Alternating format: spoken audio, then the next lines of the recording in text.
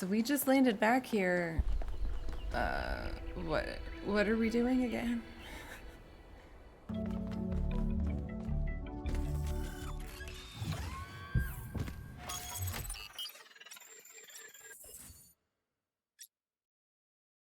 Now can we go to both of these?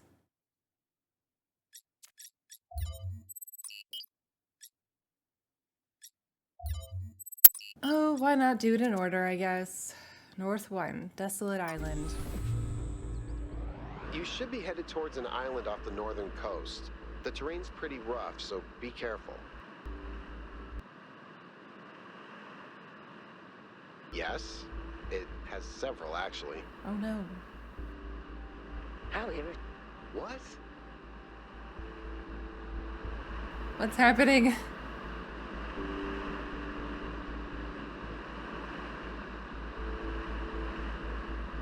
I love all the different biomes they're coming up with.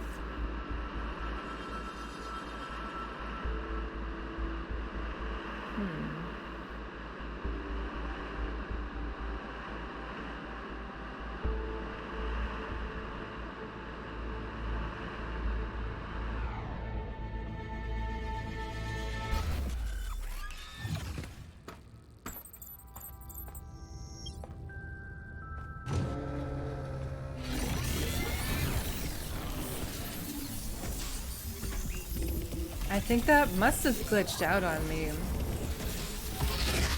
The conversation they were just having.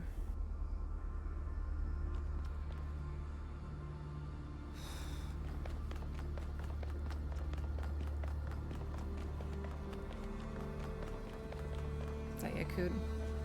How did he get here before me?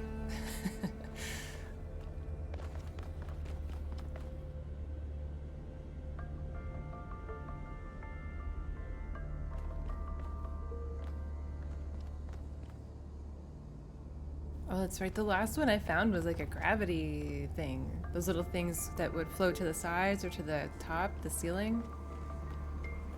Well, let's start with one. Let's start with one.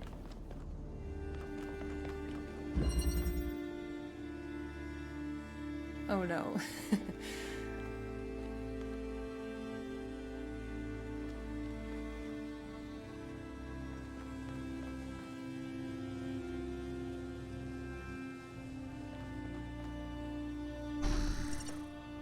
what the?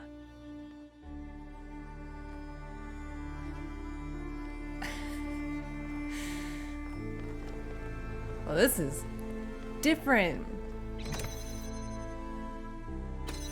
from,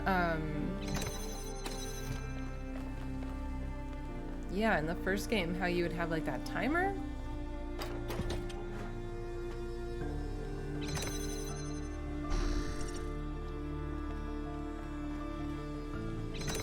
Why do I need this open?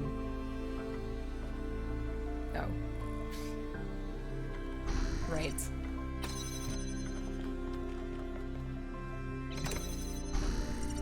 But you have to have line of sight.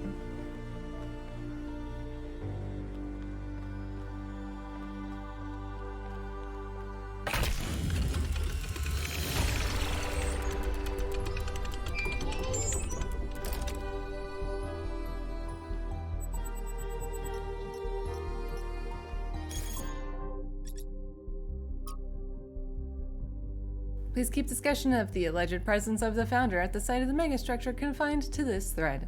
I'm still in shock. I wasn't even sure the founder was still alive.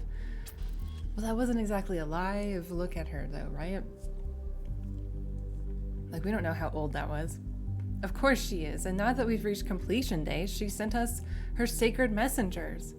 It could still be aliens pretending to be the founder. It's not aliens, and if Prometheus and Pandora are her sacred messengers, why has one apparently changed the other? The day of her return is imminent. So now you agree that Byron was right to want an expedition? In fact, it was the founder's will all along? And when you said it would be wrong to even consider going to the island, you were acting against the founder? Your word games aren't going to help you when the founder returns, Arinia. Yeah, this person is a little weird. It was wonderful to hear Athena's voice again, but with all the emotion inherent in this matter, we should be careful not to get swept away. We don't really understand anything yet. I can't help but wonder, if Miranda is her daughter, was Athena trying to start a new civilization? Did she abandon New Jerusalem? Maybe. She was always a leader. Maybe she just wanted to experience something more private. She would never abandon New Jerusalem.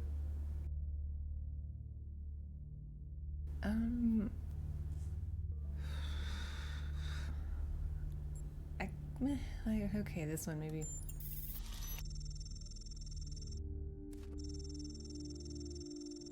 Valid point. She had enormous responsibilities from the very beginning, and while we were a family, she had too many burdens to ever have a private life of her own. I understand your point, but why leave Cornelius behind then? It's none of our business. Fair enough.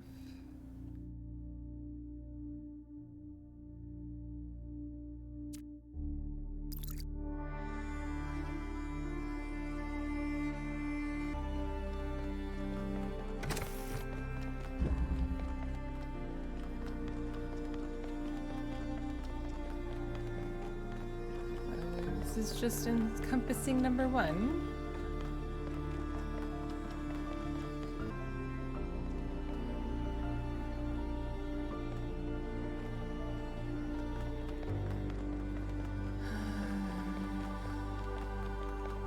This looks very compact.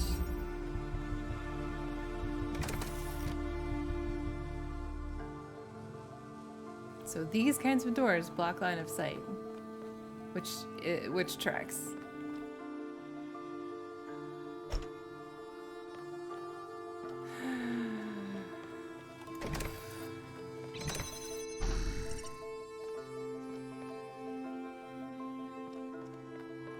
Can I leave?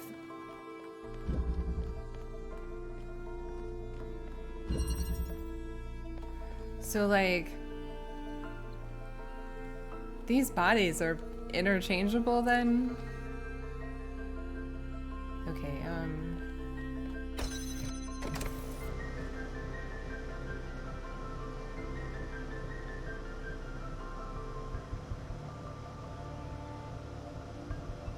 gotta get up there. I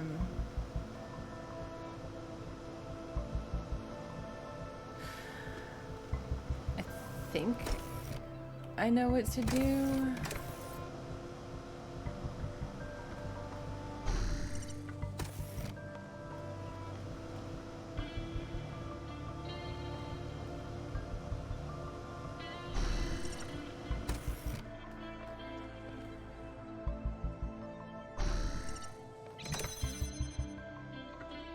Yeah.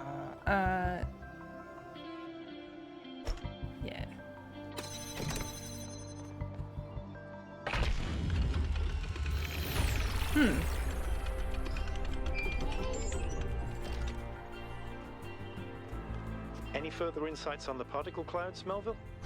To be honest with you, Byron, I feel like a caveman trying to study Bose-Einstein condensate. I'm seeing unknown particles whose every property violates the laws of physics, apparently capable of being controlled and recombined into just about anything. It's ridiculous. Maybe someone in New Jerusalem can figure it out. Sure, just give them another 1,000 years.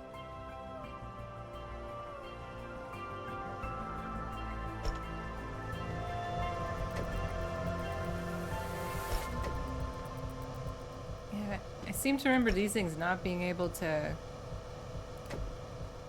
You can't put them on fans like boxes. What?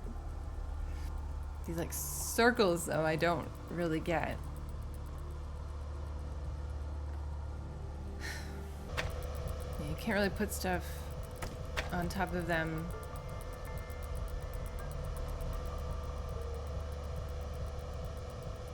Why would there be 2 fans? The other thing is, like, I can't have one of me holding the connector. You have to drop the connector in order for the connection to, like, take place. You can't, like, just hold it. Like, I can't do this and then, like, switch over here. No, you have to drop it. I mean, if there was another connector. Wait. Okay, we have to light both of these up. One presumably opens this door, and the other the next.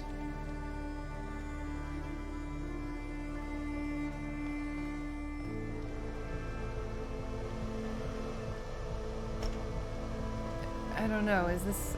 Do I really want to do this again? Now what? You know?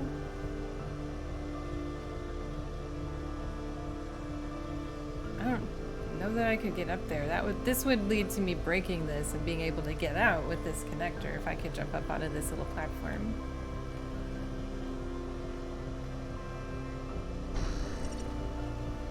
Guess we can give it a shot though.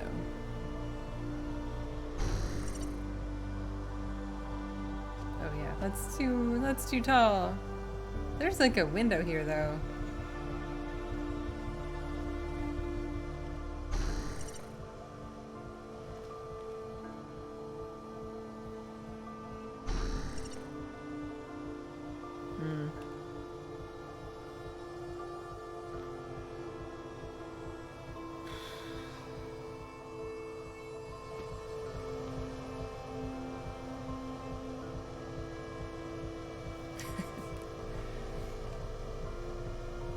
Well, and also, we can't reach both of these from just one of these fans. And I think I have to be taller than this, too.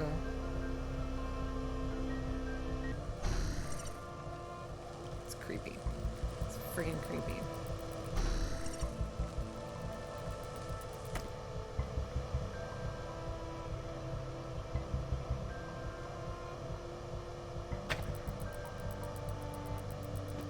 I don't think that's solid there, though, is it? Okay, I guess it is.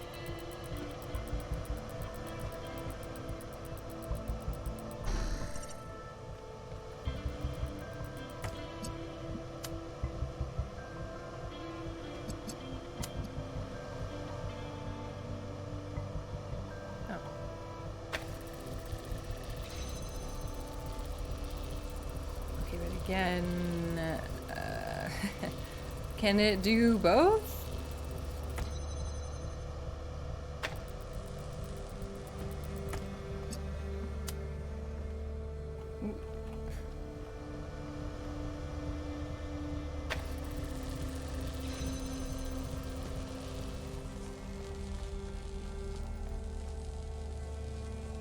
No, but I can...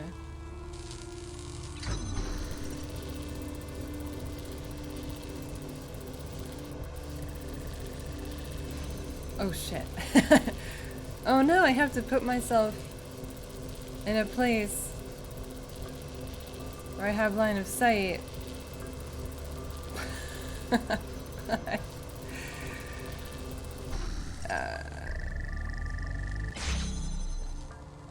Oh.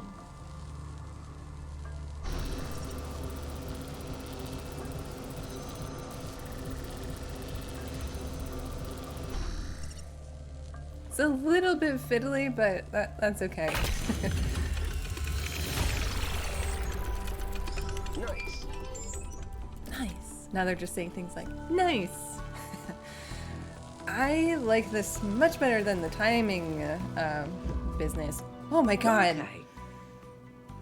I've been watching you solve these puzzles. Why? And this body replication tech is incredible. I think it's the eyes, like the sudden appearance of them in their eyes sometimes just freaks me out. Foundations of our society. What are you talking about?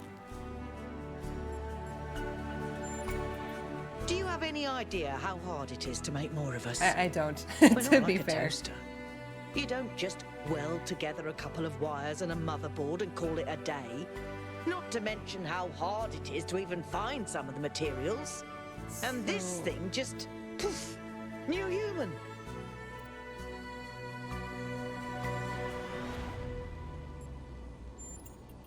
It was. Or was it? And even if it was, sorry to be heretical, but does it matter?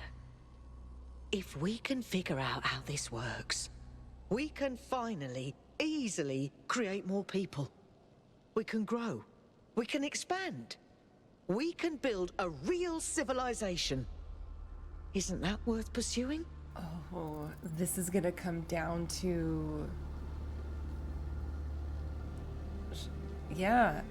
Oh, man. So she says, does it even matter? And the answer to that is yes. It matters as far as somebody wants that to be the goal. And whoever that is, their political motivations and the amount of power that they have do matter if it's going to clash with what you want to do. So in that sense, yeah, it matters a lot.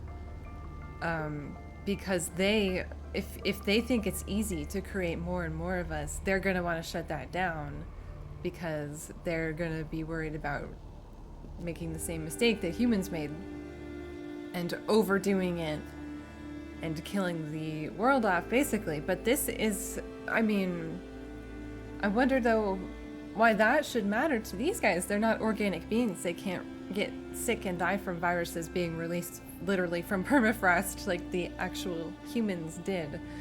So I'm not sure.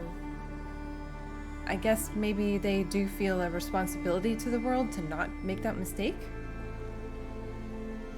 But that's the question, isn't it? If let's just say the mayor, just to make this easier, if the mayor doesn't want there to be more robots than what there are, he wants 1,000, and he's been in power for however long, and that's just how he wants things, it's going to be really, really hard for him to let go of that vision, to let go of that power, and it also will be really, really hard to convince him to let go of that power and that vision, potentially. Like there's, I still don't have the full picture, so that may not be what's happening here, but it may come down to the question of what do we think? Should we let there be more robots? Or should we stop at 1,000? That's a very heavy question. That's a very weighty question. For me, it's the obvious choice is to say, no, we shouldn't stop at 1,000. That's so arbitrary and dumb. And life deserves to keep proliferating, I think, as long as we can remain stewards of the world. That is kind of an easy philosophy for me to believe in. In terms of applying that practically, it's difficult. Because working with other people can be very difficult. Coming to a consensus is extremely difficult. And will never ever happen 100%. I wish it kept her last line on the screen because I forgot what she said. It's our cosmic duty to spread consciousness. I don't think I believe that. Maybe there is some point where there's enough people, but this is not it. Maybe there are legitimate reasons to limit the population. This is very dangerous. We decided to limit ourselves for a reason. I don't really have an opinion on this. See, again, the basic values of what I believe in align more with this, but it's not worded in a way that I agree with it at all. So this has happened to me like several times playing this game already.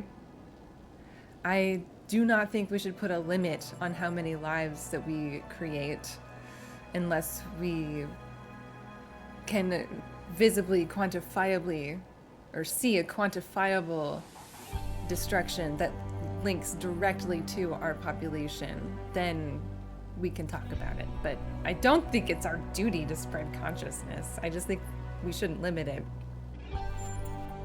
I don't have a poetic circuit in my body, but that's exactly right. People get on my nerves, but without them, the world is boring. Yes, people cause problems, but even the problems they cause are interesting. Don't tell anyone I admitted this, but why do you think I do this job? Without people to populate the universe, what's the point? Anyway, we all need to think about what this means. Glad you and I are more or less on the same page.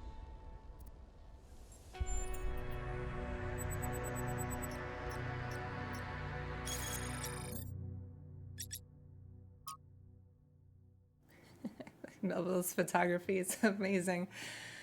The founder appears to have developed a technology that prints new bodies using those particle clouds we're already familiar with.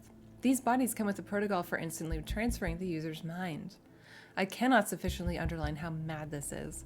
The implications would be breathtaking if we breathed. There seem to be a number of safeguards. So far, I've not been able to get this tech to work outside the puzzles. I did manage to sort of make sense of the mind transfer protocol, and I'm uploading all the data I've collected. It will need to be studied extensively before it can be used, but I think I can think of a lot of potential applications. What really grinds my gears, though, is how casually it's all deployed. It takes us ages to make a new body, and here there's a whole bunch of them doing no more than holding up platforms or standing on pressure plates. Is this all a joke? Oops, there goes my light. That's so interesting. The almost like, religious implications for these people of what this will do for them. This body replication technology is proof of just how vital this expedition is. We may not know how it works and what its limitations are, but the technology itself isn't even what really matters. What matters is to expand our imagination, to realize that other futures are possible. I'm glad you see it that way too, 1K. After all, the world is better with you in it, isn't it?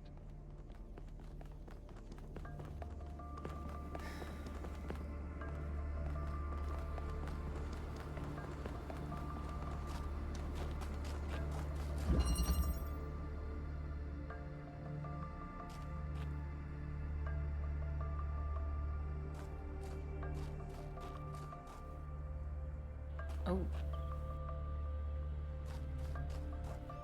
Where are we going? What could...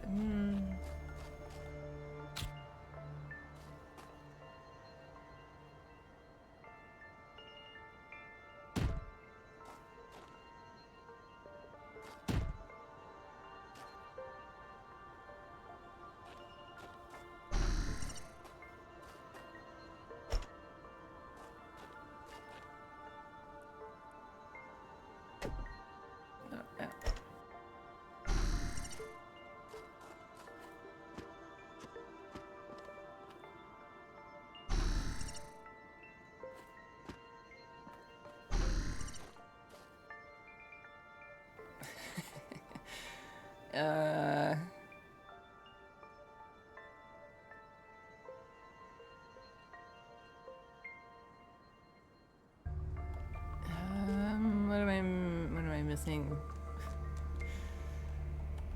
We can't hold a box and have somebody stand on top of it, I don't think.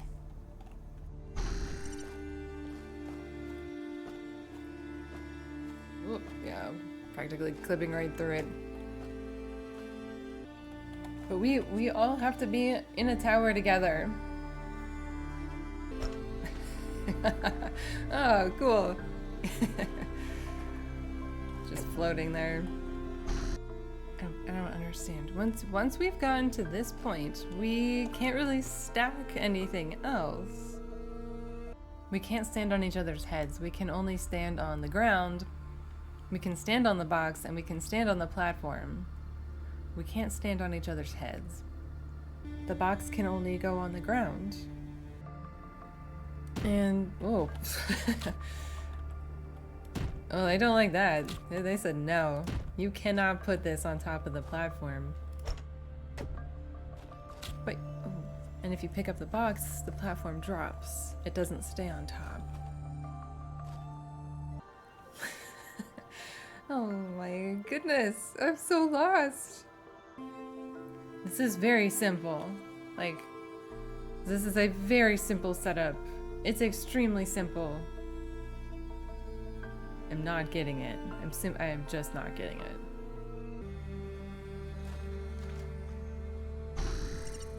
See, this doesn't matter though. Any of these bodies can leave if your consciousness is in them. Well, I can take control through the door. I couldn't do that in the last one. Maybe it's because I already finished that one. Once you already finish them, it doesn't matter. I don't have my compass.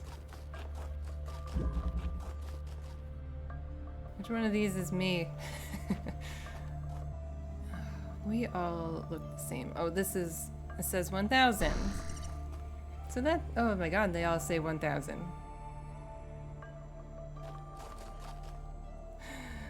Okay, I don't think the bodies matter then. Do they? Why did my compass disappear? Okay. How are the triangle ones on there already? How do I get down to 5? Eat?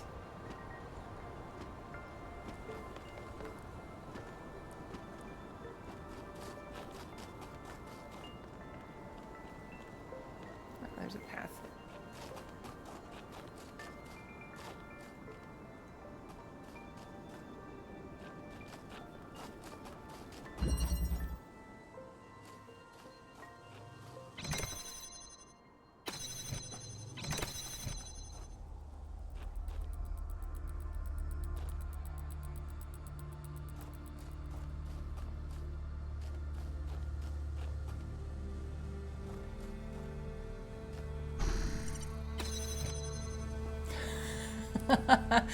You bastards.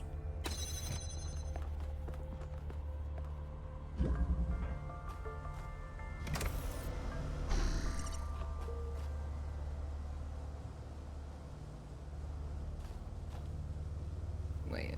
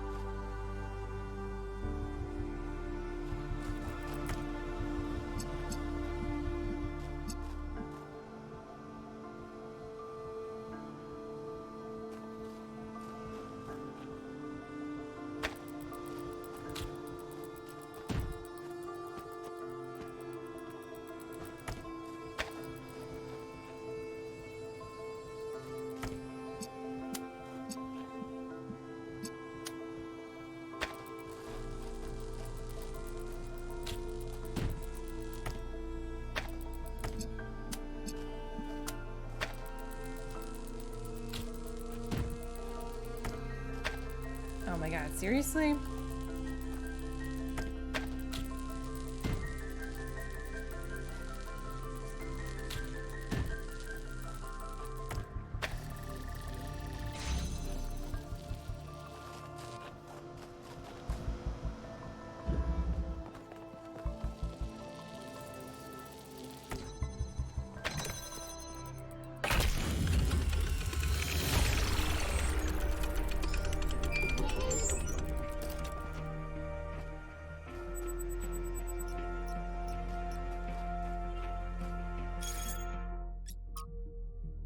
The technology discovered by the expedition changes everything.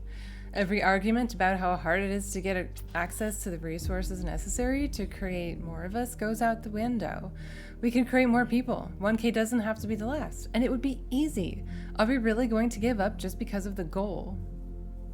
Energy doesn't just come from nowhere. We have no idea what the real cost behind this technology is. That's true. Besides, the goal is an ideal, not just a limit we ran into by accident. It is the will of the founder. Yeah, right. It is not necessary to share a personal belief in the founder to understand the value of the goal. It's clear to all but the most radical that humanity needs limits, for its own sake and for the sake of the planet. You say that as if it was self-evident. It's not. You're smuggling a whole host of misanthropic ideas into the conversation under the disguise of reasonableness. Misanthropic? Your premises are completely rotten. I believe the results of humanity speak for themselves, and I find it shocking that anyone would disagree with something so obvious. Shocking that anyone would value human beings and think that maybe our ancestors could have solved their problems using their brains instead of preaching misery for all. That maybe there is some fucking point in blaming other factors beyond technology and growth. Like, I don't know, people in positions of authority preaching their self-important bullshit fucking morality instead of trying to solve ordinary people's problems. Authority, I'm just an academic. That's completely disingenuous and you know it. Your clique has the mayor's ear. Click, I assure you there's no such thing. This conversation is getting out of hand. If you can't behave, I'm shutting this thread down. These conversations are necessary. They should not be banned. This conversation is irritating, but should be allowed as a matter of principle. It would be best to close this thread until everyone comes down. Just take it to private. Thank you, 1K. New Jerusalem is a democracy, and without free speech, democracy is a sham. A lovely sentiment, but you should try moderating this forum and see what it's like. If every conversation is allowed to explode, instability is guaranteed. We have to set reasonable limits on behavior. Thread closed.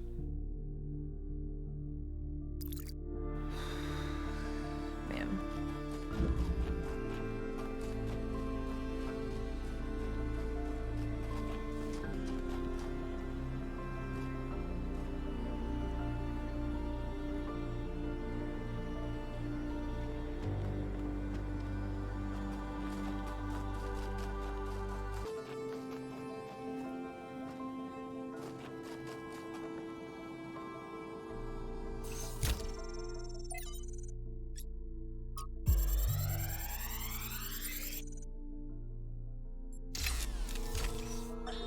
As we continue exploring the cold northern reaches of the island, the contrast between the harshness of this place and the softness of New Jerusalem becomes more and more pronounced.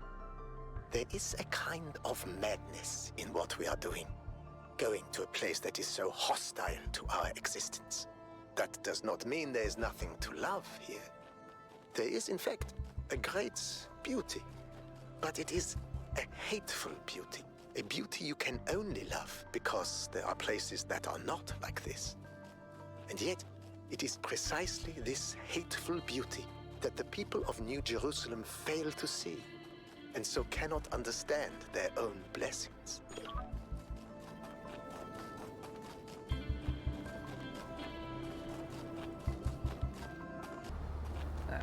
The extra one. I somehow missed this one, but found it at the same time.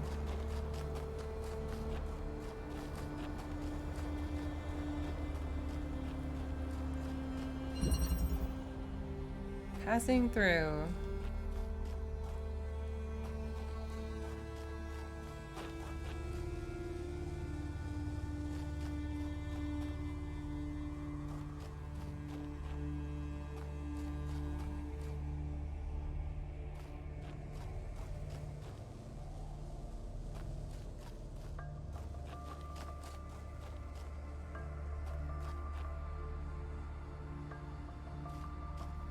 Huh.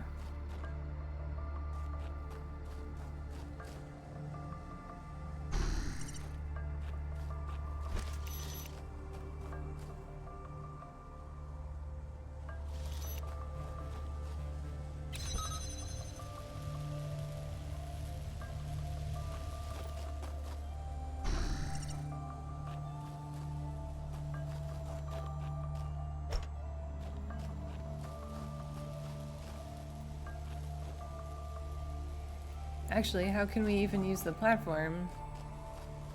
Like, if I stand on it, and then this one... If I stand on it... doesn't even let me stand on it.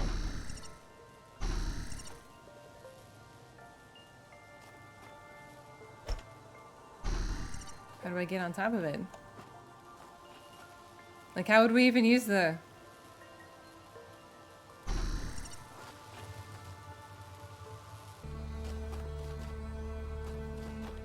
Oh.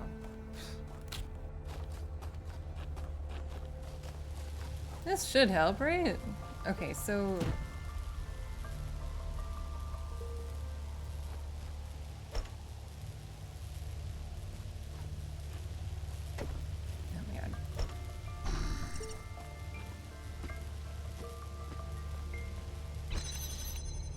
Actually,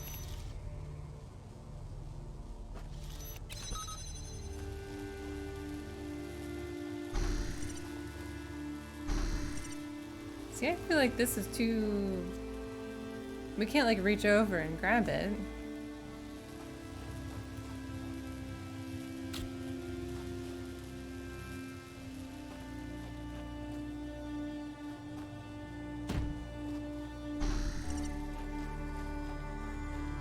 I don't think this is tall enough to jump over either, right?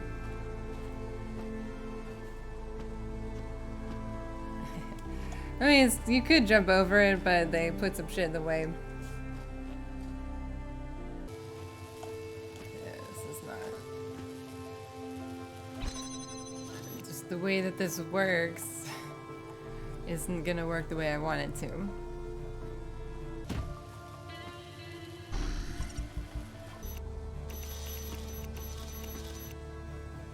Can't target shit when you're in the air? Bullshit!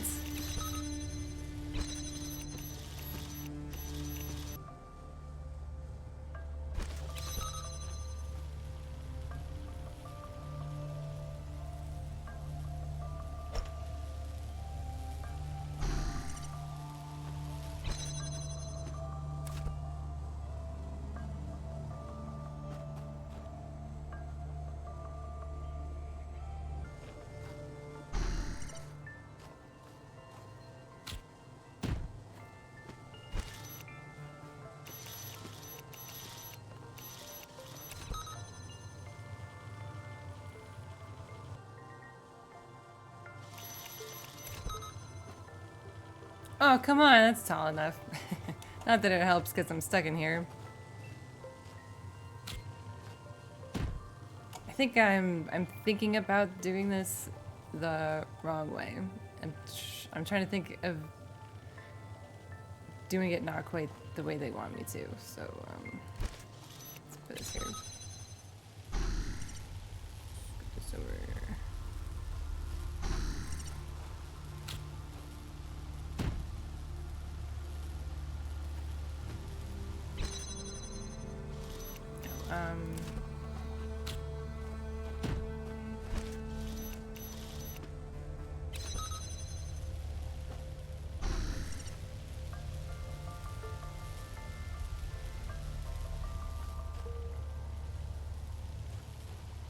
Oh, really? Oh.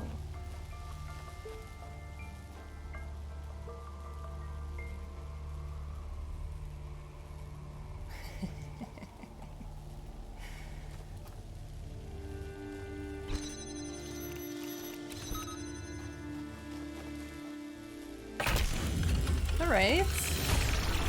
We can do that.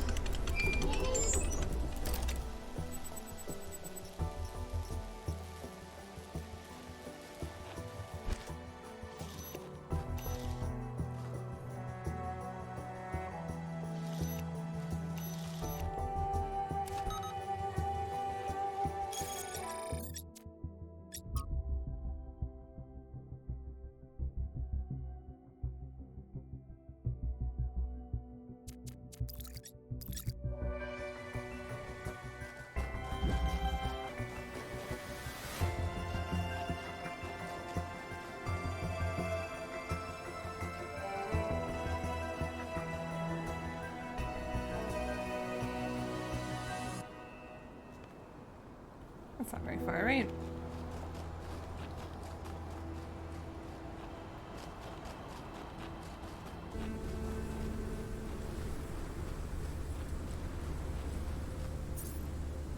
Find my sprite, unfollow it until it leads you back to me. That was fun the last time. The sprite is... this way.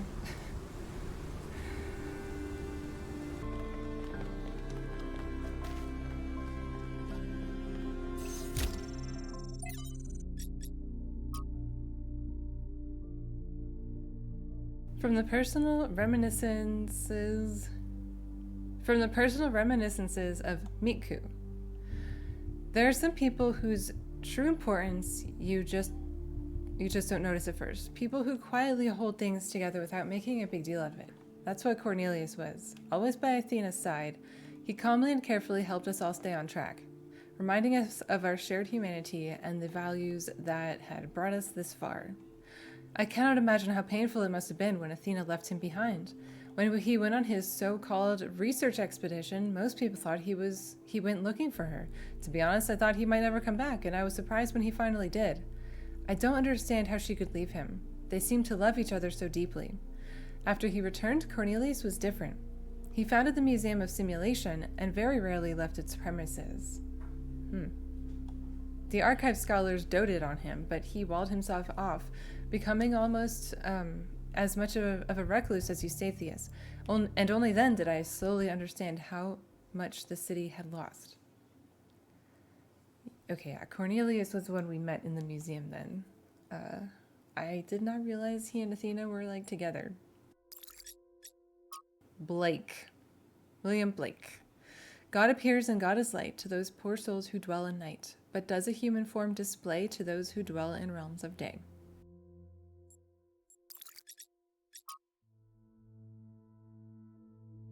Excerpted from Considerations by Eustathius. While it is hard, from our vantage point, to fully believe in any of the ancient religions, I must admit that I have come to believe in the existence of a prime mover. Not a designer as such, certainly not an interventionist god, but some force that set the universe itself into motion. I do not know if it is possible for us to truly understand this being, since it must by definition exist outside our understanding of reality, but I do believe that it exists. Does it look upon us with love? Are we entertainment, perhaps? Does it preserve some memory of us when we die? All of this I cannot answer, but I do not disbelieve those who honestly speak of having experienced some manner of a brief communion with this entity. It's simply too common an experience in human history to easily discount. As the motion of the universe proceeds from the Big Bang, so whatever force animates us, whatever constitutes the true foundation of consciousness, proceeds from the prime mover. What do you think about this, Mother? Athena says, I don't believe in any kind of prime mover, but I thought you should read it because Eustathius is an intelligent person and he came to this conclusion after a great deal of thought. It's important to respectfully consider points of view we don't agree with.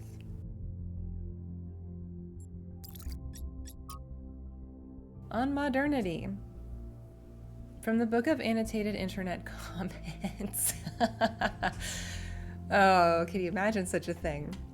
By Eustathius. If modernity is so great, modernity, why is everyone so fundamentally disappointed with the world? Why do we sigh with pleasure at the sight of old houses, but feel nothing but depressed and alienated by skyscrapers? Why do we learn for lush forests and wide plains, not narrow canyons between buildings? We love all this technology so much. Why is our idea of happiness to get away from it? Could it be that progress is just a story we tell ourselves to justify why we allow ourselves to be dominated by inhumanity, and older forms of living have something to offer? It seems that many of us share this desire to immerse ourselves in nature. Though we are ourselves entirely technological beings, we enjoy and value Earth's diverse and unpredictable biosphere. But does that mean that progress is just a narrative, as this ancient commenter suggests? Or does it mean that technological progression and a love of the natural world are not in fact mutually exclusive? And yet if this person was left on his own somewhere in the wilderness, he would feel nothing but terror. The appreciation of nature is rooted in the experience of civilization, of safety. I think society, not civilization. It's a little bit different. True, but he's still right. So much of what our ancestors created in their last years was alienating to the majority of people. Then the question isn't one of modernity, but of control.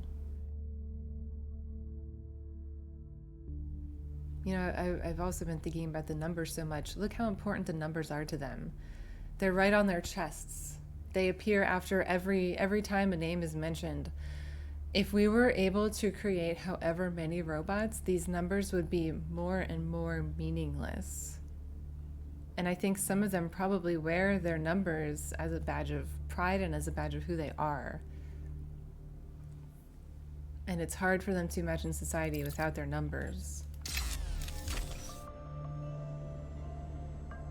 I could be wrong, though. Maybe they would feel like their numbers are more important than ever.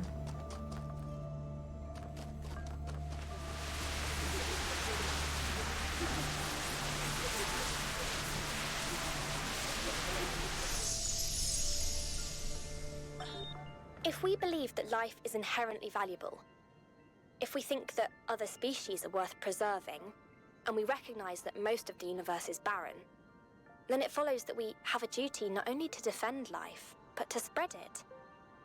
If life is the most valuable thing in the universe, then perhaps, in a sense, the cosmos itself is depending on us to do this. Like birds carrying seeds to uninhabited islands. Maybe that's our role in the galactic ecology. That harks back to what I said to Melville earlier.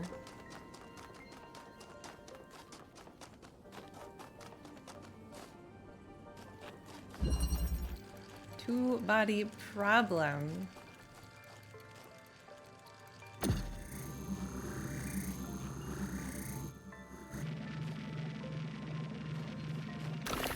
There's a lot going on in here.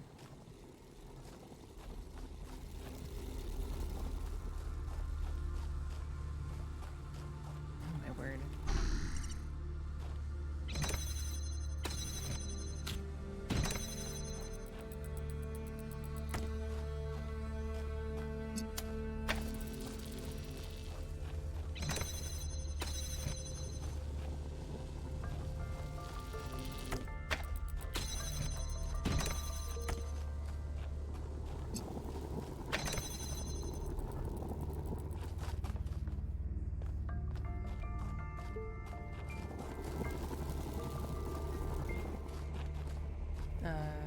Where's the connector? Ah, frick.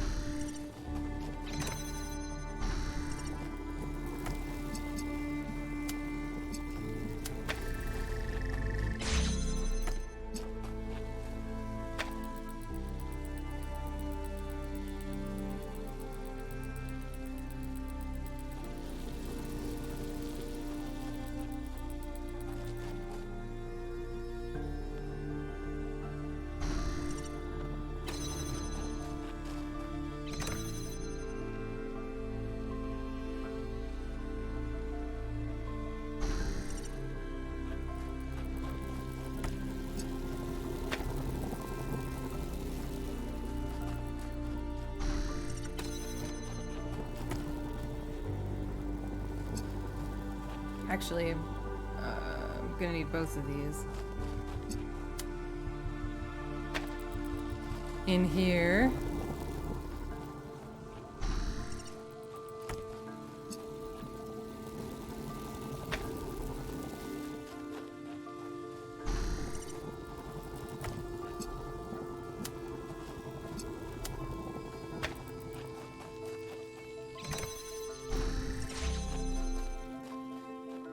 Wasn't really a problem.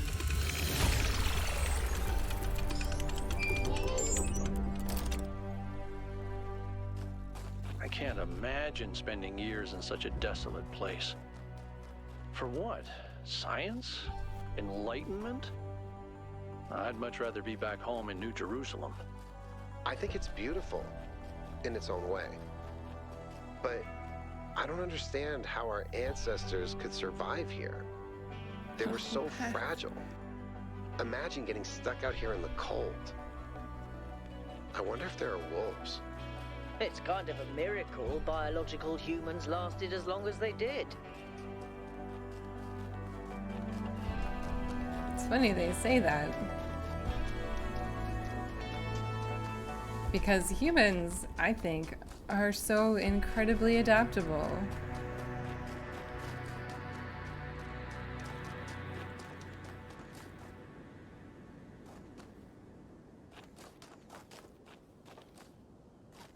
Oh.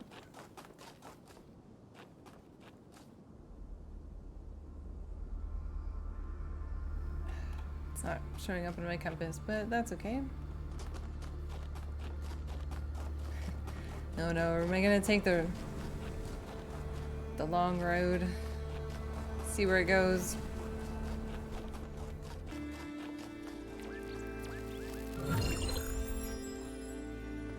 Wow, I haven't found one of those in a while. Where's the lab in this place? Haven't found that yet. What is this question mark? Oh, speak of the devil.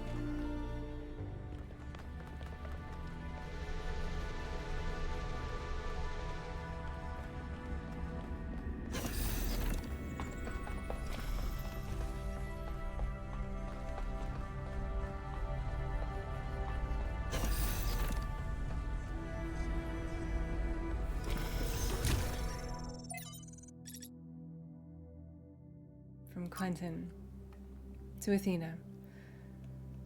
Dear Founder, I never got to know you. People tell all these stories about you and I don't know what to believe.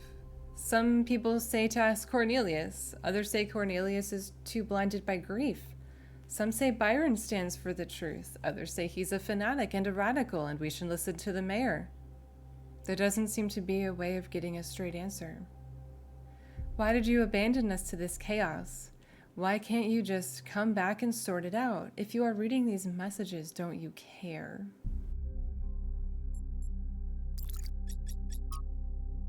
From Rhodamne. Dear Founder, thank you for everything you did for us. I am grateful for the life that I have, which would not exist without you. I hope wherever you are now, you are at peace. Project 5. New labs established to avoid interference. For successful duplication of advanced machinery. Groping in the dark. Maybe God was just trying to make an apple pie from scratch.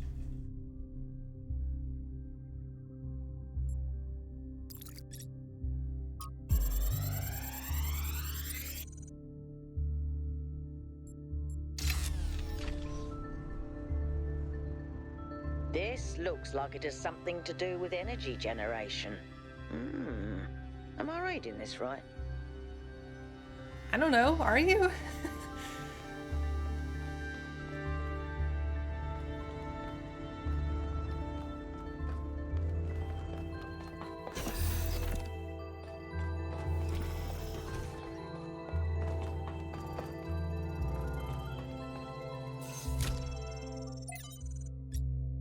From Belzerzan. O great and sacred Founder, I believe I have discovered the truth that our so-called leaders have hidden from us. This absurd and sacrilegious goal they have us working towards, this hubristic completion day foolishness, was never your true intent. Even this abomination of a city that calls itself New Jerusalem is a deception.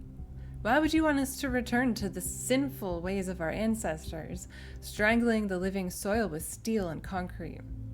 No, it was when you and the first companions lived humbly amongst the splendors of Gaia, having no need for all this wasteful ostentation inherited from our weak and decadent ancestors, that you showed us the true path. After all, why would the progenitor have given us such hardy bodies if she had intended for us to live in unearned luxury? From the very first, we were built to be free from pride and material excess. Your teachings have been obscured and perverted by ideologues, worst of all by the traitor Byron, who was once like a son to you. But you should know that there are still those of us who remember the truth and await the blessed day of your return, when surely justice will be meted out and humanity will finally return to its intended path. Oh my God, imagine reading that, you know, being Athena. Like, in a way, we are Athena. You know, that was the player character in the first game, but it's been some centuries now. I think it's fair to say that Athena is a different character than the one that we played.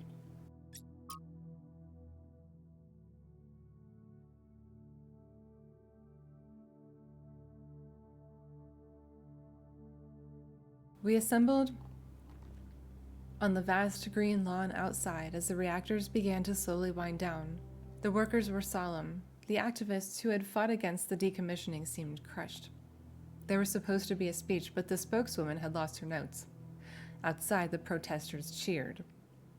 My eyes were drawn to the discarded anti-shutdown banners, endlessly reciting the facts. The statistics on mortality per trillion kilowatt hertz, lowest of all energy sources. I'm pretty sure that's what that is, right? Kilowatt hertz? I don't know.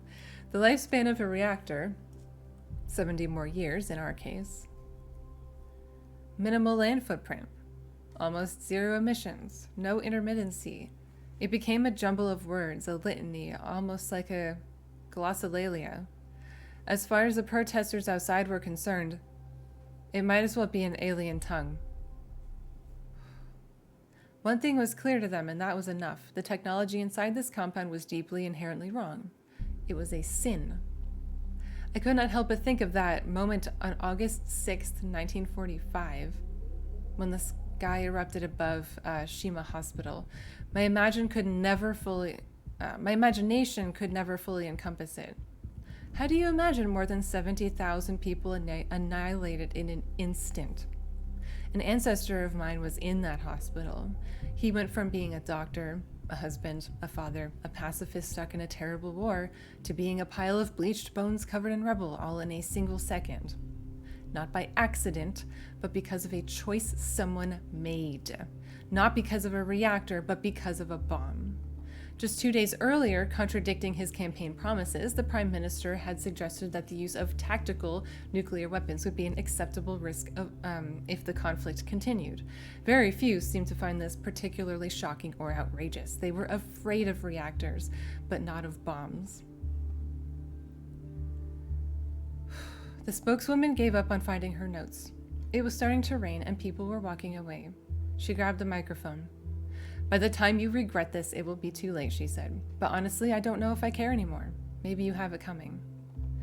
The spokeswoman sounds so bitter. The protesters didn't mean any harm. From their perspective, they were doing good. People always think they're doing good when they get collectively outraged. That doesn't make them right. That is true. Failed to upload. Collective action can change the world when it's deliberate and based in reason, but it can also become a mental trap or a societal pressure valve.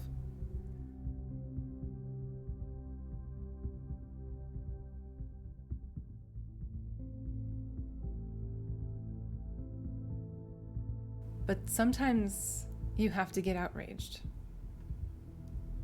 The talk of bombs is making me think of Palestine and how the norm where I am in the US is to kind of just ignore it. But I think that we have to be outraged when genocide happens on our planets. That's like just, I don't know, to me it feels like step one. And so few people seem to get there, even there.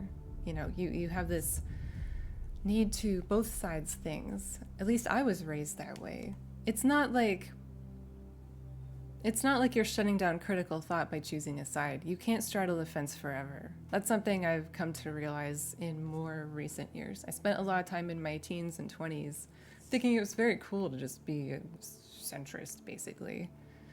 But I don't know, if you can't stand for something and at least just say out loud an opinion on something, then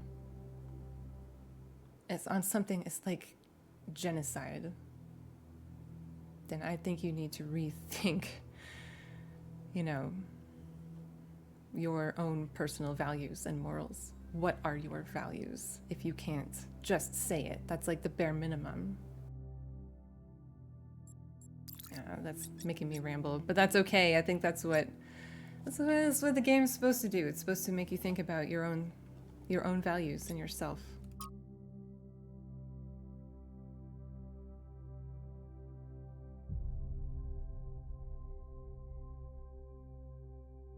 As you continue your reading, there's a useful concept that I would like you to keep in mind: the thought-terminating cliche. This is a type of phrase, often a slogan or a saying, which sounds meaningful but is really intended to make you stop thinking. To pick an example from our history, someone in the simulation might say things like, "It's the will of Elohim," or "It serves the process," and that would be that, case closed. Who knows how many iterations never advanced further because they just stopped thinking at that point. Do note, however, that a thought-terminating cliche is not the same as a lie. It may very well contain elements of truth, but those elements are used to keep you from questioning a whole set of assumptions that come with it, which may be partially or totally false. This often takes the form of appealing to something you care about. We must protect X, where X is a nation, a philosophy, public order, or even the planet itself. But while you may agree with that element, all kinds of assumptions may be included about how to protect something, or who to protect it from, or what the end goal of protecting it is. If you stop there just because you agree with the surface level statement, the results may be the opposite of everything you wanted. Like those who chose to serve Elohim and in doing so prevented him from achieving his true purpose. We've seen 5358 before.